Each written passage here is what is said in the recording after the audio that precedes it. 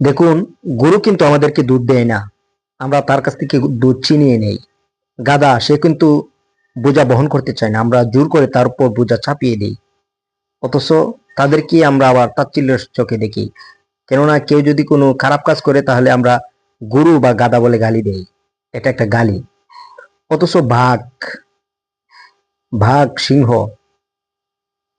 বাঘরে আমরা বলি আমাদের জাতীয় পশু, সে বাঘ, রয়্যাল বেঙ্গল টাইগার। আর সিংহ, সে বনের রাজা।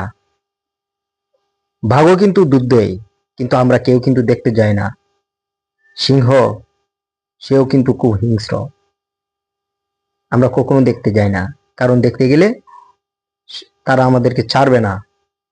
আর গরু, গাধা, তারা আমাদের কত উপকার করে, অথচ তাদের নামটাকে আমরা এইভাবে তাচ্ছিল্য করি। ঠিক তদ্রূপ আমাদের আশেপাশে কিছু মানুষ আছে আমাদের কত উপকার করে, কিন্তু তাদেরকে আমরা প্রাপ্য সম্মানটা দেই না। যেমন প্রবাসীরা এভাবে খাটে, তারপরও প্রবাসীদের কোনো দাম নেই। কেন এমনটা হবে কেন? আমরা একটা জিনিস ভালো দিতে জানি, যেই মাথায় তেল আছে ওই মাথাতেই তেল ডালি, এটা আমরা খুব পারি। আর যে মাথায় তেল নাই ওই মাথায় দেওয়ার চেষ্টাও করি না। প্রবাসীরা এভাবে খাটে আমাদের জন্য, কিন্তু আমরা প্রবাসীদেরকে কোনো দাম দেই না, আমরা প্রবাসীদেরকে কোনো মূল্যায়ন করি না। প্রবাসীরা গরু, প্রবাসীরা গাধা, এই বলে আমরা অনেক সময় তাদেরকে তাচ্ছিল্য করি।